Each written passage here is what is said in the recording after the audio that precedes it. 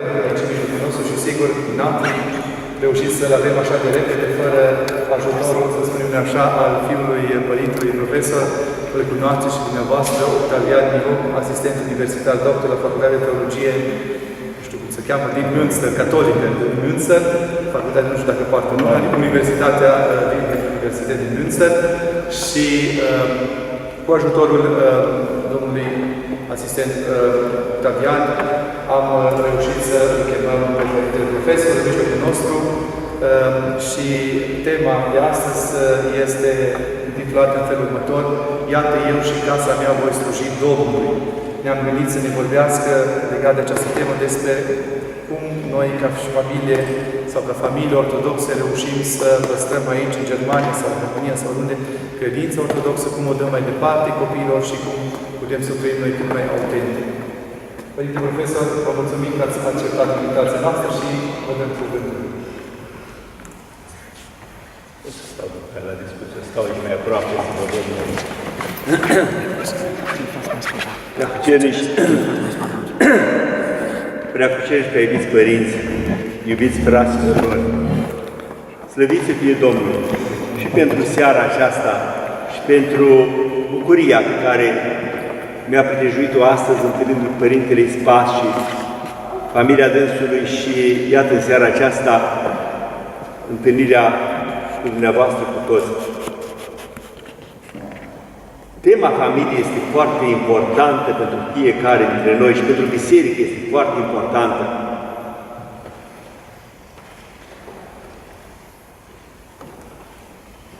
Observăm că astăzi există, și cred că a existat totdeauna, o luptă concertată a celui rău împotriva familiei. Și iadul are adeseori succes în această luptă. Este foarte important ca noi să nu lăsăm fisuri prin care cel rău se poate strecura în viața noastră, viața familiei, viața copiilor noștri. De multe ori, spuneam, cel rău are reușită și vedem roadele. Atâtea familii care nu și-au găsit drumul, atâtea păcate împotriva familiei, atâta adulter, atâtea avorturi, atâtea familii dezmembrate, copii care sunt totdeauna victime, dar de fapt în cazul acesta toți în familie sunt victimă.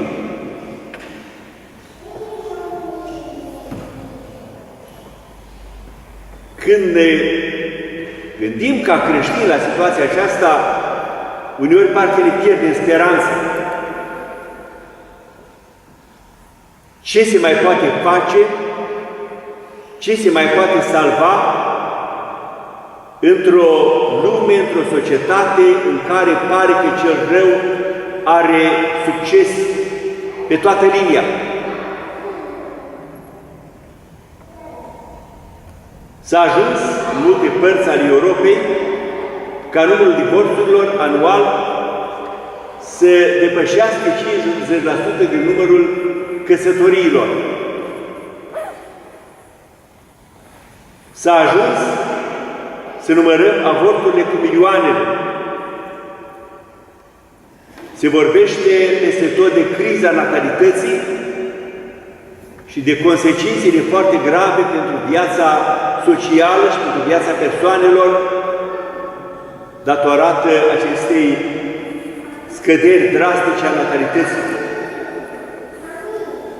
Ce se poate face? Suntem în situația de a chema pe oameni încă o dată să se întoarcă la Hristos, să-L descopere pe Hristos, să-și schimbe viața și să primească o nouă perspectivă asupra ceea ce înseamnă valoarea persoanei umane, asupra ceea ce înseamnă valoarea familiei și cum se construiește o familie adevărată.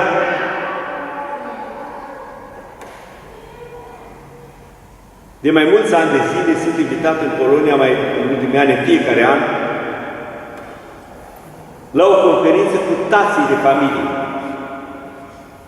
Este o inițiativă în Polonia care se numește Tatonet. Tato înseamnă tăticul, ar fi dedi. Anul trecut, la conferința din Polonia, au fost 650 de tați, inclusiv tatăl președintelui statului. Acum 2 ani au fost 350 de tați. Am început cu mai puțin. Prima conferință la Lublin, la care a fost și băiatul meu, David, cu mine. Pentru că oamenii aceia au simțit și simt foarte acut faptul că trebuie făcut ceva.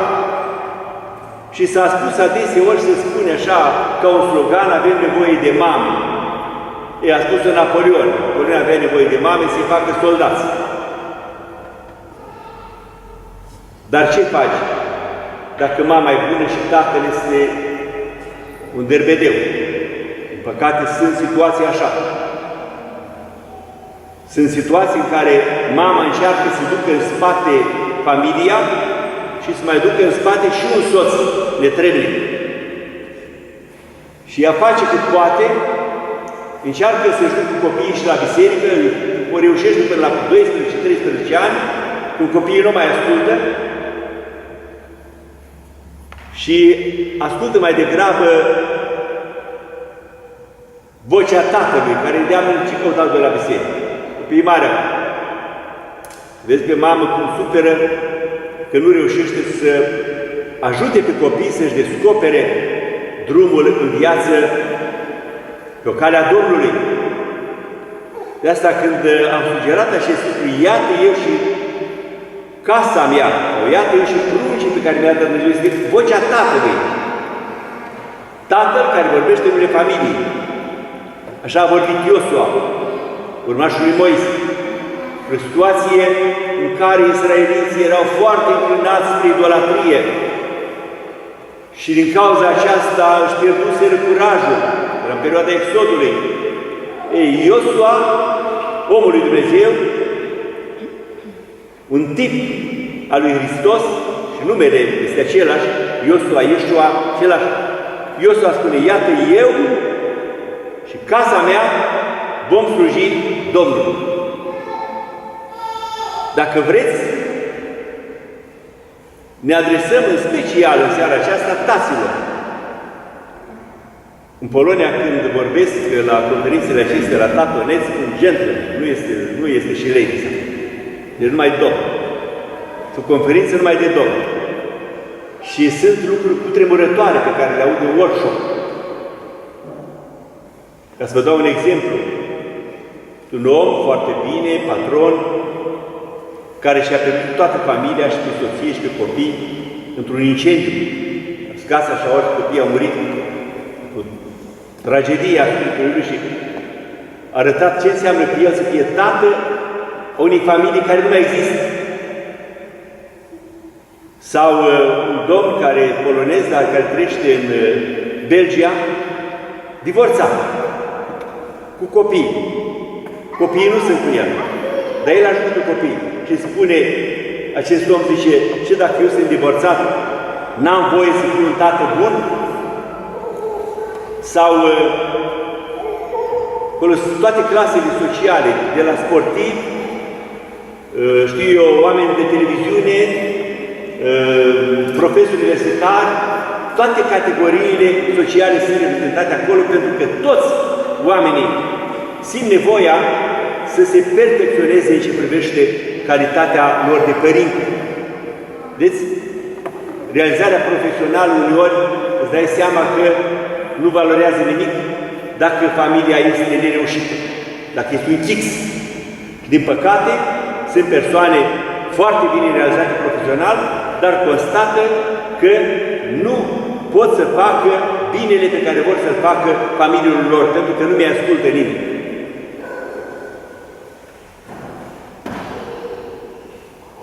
Există un secret pentru familia reușită. Secretul acesta se cuprinde într-un nume. Numele este Hristos. Noul Testament vorbește de unirea bărbatului și femeii în Hristos. Și Sfântul Apostol Pavel spune, taina aceasta, și se referă la taina căsătoriei, taina aceasta mare este, dar eu zic, în Hristos și în biserică. Hristos și biserică. Sunt oameni care spun, Hristos, ba, biserica da, o biserica ba. Mă duc la biserică, știu pe popa, știu pe ăla și pe ăla, n-am, nu-i pentru mine. Din păcate, foarte mult, mai mult tați decât mame gândesc în acest fel. N-am nevoie de biserică. Stă dimineața, tatăl își lasă soția merge la biserică, copiii duce cum poate soția la biserică, el stă la televizor. Dă seama și în conștiință. Și apoi pretinde să aibă o familie reușită. Sfântul Apostol Pavel spune în Hristos și în biserică. Aici este secretul. Când spune Hristos, Hristos e nedespărțit de biserica sa. El este capul bisericii. Iar biserica este trupul său. Nu-l poți separa pe Hristos de biserică. Dacă tu pretinzi că ești al lui Hristos, dar n-ai biserică, înseamnă că n-ai înțeles nimic. Atunci se lucrează taina în Hristos și în biserică. Vedeți? O familie nu este o simplă construcție socială. Dacă nu ai în vedere caracterul de taină în care lucrează puteri dincolo de înțelegerea noastră, atunci nu înțelegi nimic. Lucrează puterile răului, puternic. Viața unor oameni fac ceea ce n-ar vrea să facă. Foarte mulți oameni mărturisesc că, de fapt, s-au comportat într-un fel care nu este al lor, pentru că există puterile răului care inspiră. Dar există taina lucrării lui Hristos. Ori lucrarea lui Hristos se împlinește în viața noastră că atunci când îl lăsăm pe Hristos să lucreze. Deci în ce lume nenorocită trăim? O lume în care Hristos este exclus sistematic în compartimentele vieții. Viața personală, în familie, în școală, în politică, Hristos n-are loc. N-avem nevoie. Răsună un strigăt din lumea noastră de astăzi, care se poate rezuma în cuvintele pe care le rostea cel rău, din gura îndrăciților. Ce ai cu noi, Iisus? Lasă-ne în pace. Ai venit să te chinuiești? Dar când se întâmplă ceva rău, ca urmare a păcatului, unde e Dumnezeu? Cum poate să lase Dumnezeu să întâmple așa ceva? Nu este Dumnezeu. Zile trecute discutam cu un om care noi nu crede în Dumnezeu. N-ați auzit că au fost omorâți oamenii? Unde e Dumnezeu? Păi dacă Dumnezeu le-a alungat din societate, Dumnezeu este delicat și pleacă. El nu intră în lăvalnic în viața oamenilor. Dacă nu-i mai lăsat niciun loc în lumea noastră, atunci de ce îl acuzați pe Dumnezeu de răul care vi se întâmplă? La fel în familie. Când familia nu merge, oamenii îl blestemă pe Dumnezeu. Dar pe Dumnezeu pe care l-au alungat cu totul de viața lor. Au redus căsătoria la ceva foarte material, foarte carnal. Nu mai există nicio taină, niciun mister. Adică taina lucrării lui Dumnezeu în viața noastră. Ei, taina aceasta mare este când începi să abordezi căsătoria din perspectiva aceasta a tainei. Ce lucru extraordinar a făcut Dumnezeu că a creat omul bărbat și femeie. Adică diferiți, ca să se atragă unul pe altul, să se completeze unul pe altul, să se ajute unul pe altul.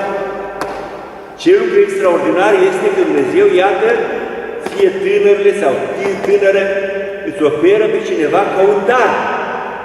O soție care sunt un dar minunat, un soț care sunt un dar minunat. Când conștientizezi puțin această realitate, începi să spui întrebare, Cum am fost, sunt eu vrednic de așa ceva, de așa un dar? Și atunci încep cumva să înțelegi cât de nepătrunsă este taina aceasta. Se spune despre căsătorie că este taina primordială. Nu vorbim despre Sfintele Taine numai în Hristos și în Biserică. Zborul tainelor este Hristos. Cele 7 Sfinte Taine Bisericii au izvor în taina Hristos. Ei se spune însă despre căsătorie că este taina primordială. Taina care a fost inițiată odată cu creația omului. De la început Dumnezeu a spus: va lăsa omul pe tatăl său și pe mama sa și va lipi din femeia sa și vor fi amândoi un trup. Ei, deja ce lucru depășește posibilitatea noastră de explicație și de înțelegere. E când abordezi căsătoria ta și familia ta din perspectiva acestei taine și înveți să prețuiești pe cel de lângă tine, să fii mulțumitor lui Dumnezeu pentru darul pe care ți l-a dat. Și apoi vin copiii, stai și privești și nu să crezi ce minuni sunt. Ce înseamnă prezența lor, toată persoana lor, când sunt micuți, când încep să gângurească, când încep să zâmbească, ce lucruri extraordinare! Pot fi acestea reduse la, la o perspectivă materialistă-ateistă? Deci dacă ai acest simțământ al tainei, atunci îl chem pe Dumnezeu, îi lași loc în viața ta, în familia ta, în inima ta, în primul rând.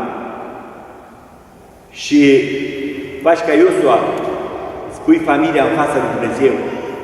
Dar, repet, este foarte important să avem tați care să-și asume această răspundere și care să poată să ofere de fiecare dată pe ai lui Dumnezeu: Doamne, iată eu și casa mea, dorim să slujim ție.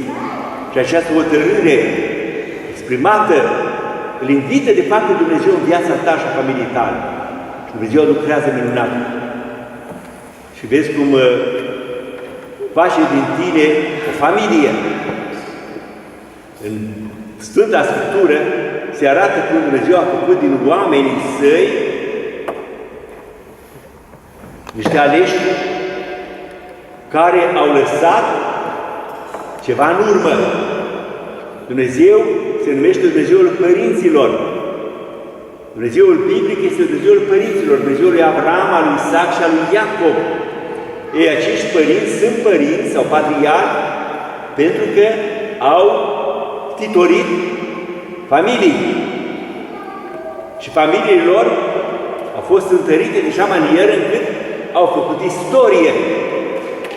Deci până astăzi, chiar trupește, sunt cei care se identifică drept urmașii lui Abraham, al lui Isaac și al lui Iacov.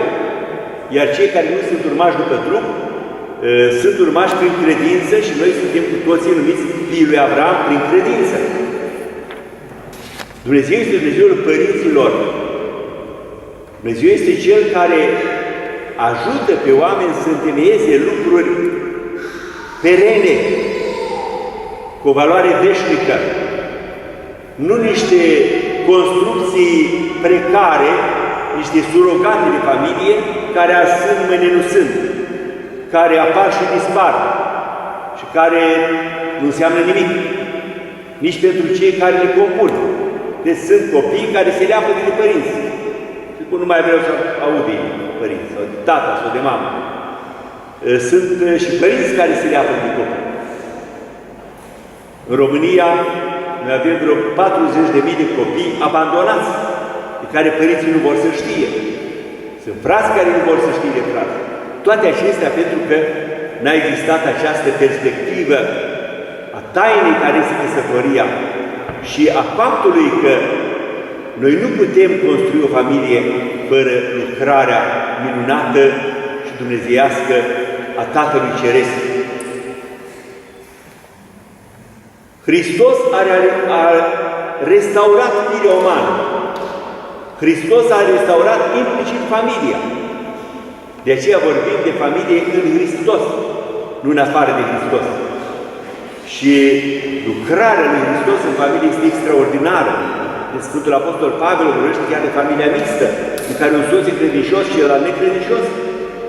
Și Sfântul Pavel îndeamnă ca în cazul acestea familia să rămână în continuare familie, pentru că soțul necredincios se sfințește prin soțul credincios.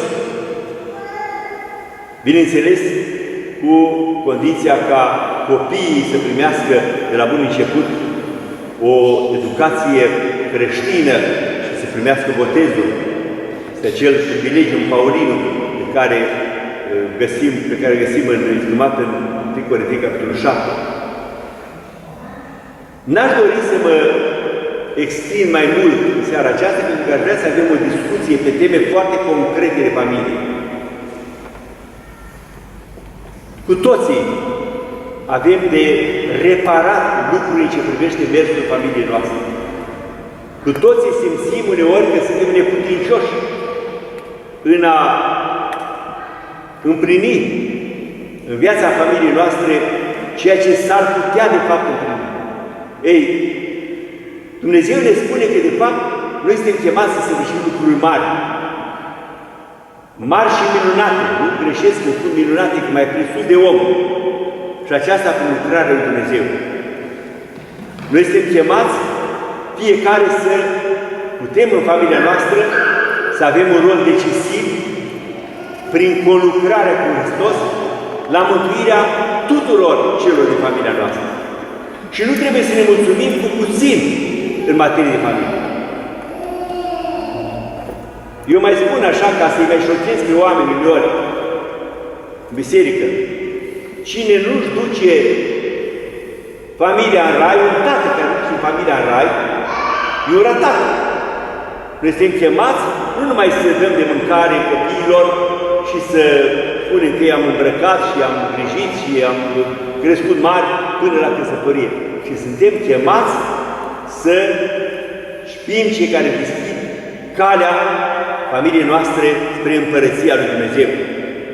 Să nu fim ratați. Dumnezeu nu ne vrea niște ratați. Dumnezeu ne creează biruitori și ne vrea biruitori împreună cu El. Și când spunem biruitori, nu numai că avem o profesiune și un salar bun, sau că am făcut o casă, sau că am făcut altceva, să nu ne mulțumim cu atât. Dumnezeu vrea lucruri mari de noi. Și face prin noi lucruri mari dacă îl lăsăm să le facă. Dumnezeu vrea să facă din fiecare familie o casă. Dumnezeu vrea să le facă părinți, titori de familii care și peste veacuri să poată să se refere la părinții lor. Avram, Isaac și Iacov, sigur că au avut o alegere, dar ei sunt dați ca modele, adică ei trebuie copiați, am spune, în reușita lor ca familie și în moștenirea binecuvântării lor. Este o învățătură clară biblică că fiecare familie are o binecuvântare care se transmite mai departe. Dacă noi primim această binecuvântare și o păstrăm în casa noastră, avem ce transmite mai departe. La taina căsătoriei se rostesc foarte multe binecuvântări. Punem, binecuvintează-i pe ei, Doamne Dumnezeul nostru, cum ai binecuvântat pe Avram și pe Sara. Binecuvintează pe ei, Doamne Dumnezeul nostru, cum ai binecuvântat pe Isaac și pe Rebecca, așa mai departe. O suită de binecuvântări, nu-ți vorbe goale. Dumnezeu vrea să reverse aceste binecuvântări în viața noastră. Trebuie să lăsăm să o facă, punându-ne toată deschiderea, toată inima noastră, viața în inimile Lui. La Sfânta Liturghie se rostește o rugăciune în taină. Ție, Stăpân iubitorul de oameni, îți încredințăm toată viața și toată nădejdea noastră. Ei, asta trebuie să facem ca părinte, copii, să încredințăm Domnului toată viața noastră și viața familială și toată nădejdea noastră, adică în ce privește viața în continuare și în viitorime și în eternitate a familiei noastre. Vă mulțumesc! Doresc să avem un dialog foarte viu pe teme care ne privesc, care ne dor, care ne bucură, pentru că Hristos vrea să facă lucrarea sa minunată în viața noastră. Avem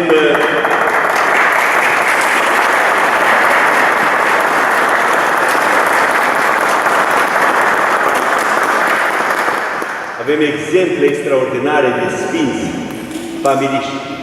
familii întregi, de martiri, oameni care au mers împreună să moară pentru Hristos. De la doi tineri, cum au fost Sfinții Timotei și Mavra, care au căsătorit numai de vreo 2-3 săptămâni, când au fost răstigniți pe cruci, față în față, doi tineri. Soțul era cântăresc de strajă și, printre altele, i-a cerut cărțile. Persecutorul i-a cerut să dea cărțile și el atunci nu pot să le dau. Sale ministere, în biserici, cărțile în care citea la stradă.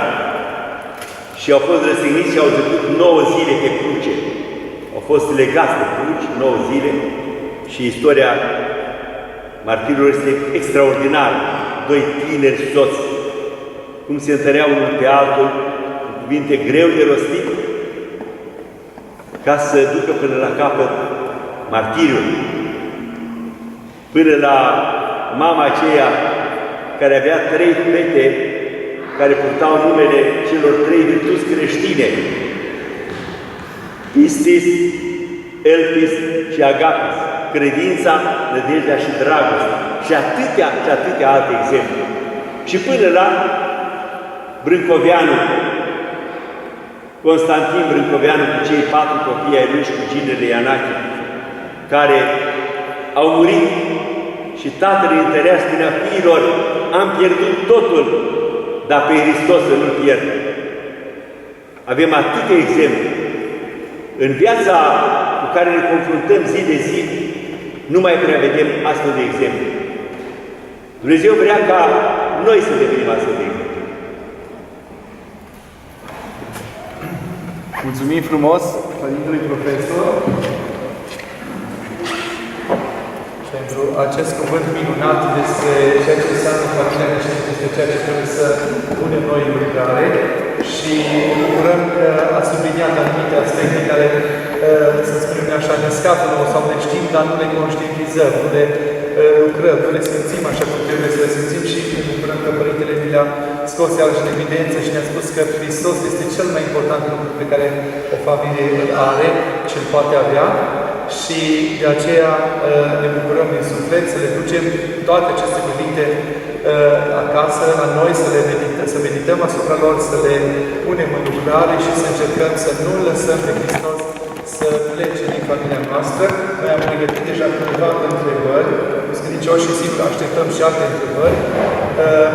M-aș fi bucurat să fim cât mai mulți, pentru că nu este, ca să spunem așa, lucru obișnuit să avem un profesor de teologie ortodoxă, un părinte, profesor de teologie ortodoxă și mai ales un părinte, un tată a unei familii numeroase de 13 copii în mijlocul nostru, care sigur că poate să ne spună și să ne împărtășească din experiența sa, pentru că, vedeți dumneavoastră, trebuie și ca părinte să îi pui pe copiii tăi pe drumul credinței, și avem un exemplu aici în fața noastră, băiatul Părintelui Vasile Mihoc, domnul asistent minister Octavian Mihoc, este aici în mijlocul nostru și vedeți, merge pe același drum al credinței și al slujirii lui Hristos. Și sigur că ne bucurăm și ne bucurăm să ne răspundeți la întrebările care ne frământ astăzi pe noi și care sperăm să mai vină. Avem deja câteva minute. Părintele Diacon, eu, domnul Demetrescu, o să mai împărțim dumneavoastră voi și X-ul care transcrie întrebările dumneavoastră, sau puteți să le puneți și direct pe viu grai Părintelui Profesor. Vă așteptăm cu drag și sperăm să avem un dialog cu multă bucurie și sigur cu mult folos.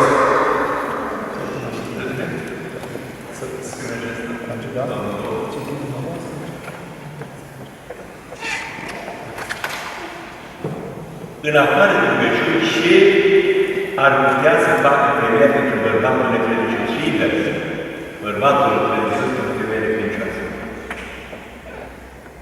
În cazul acesta, soțul credincios este un misionar. Și atunci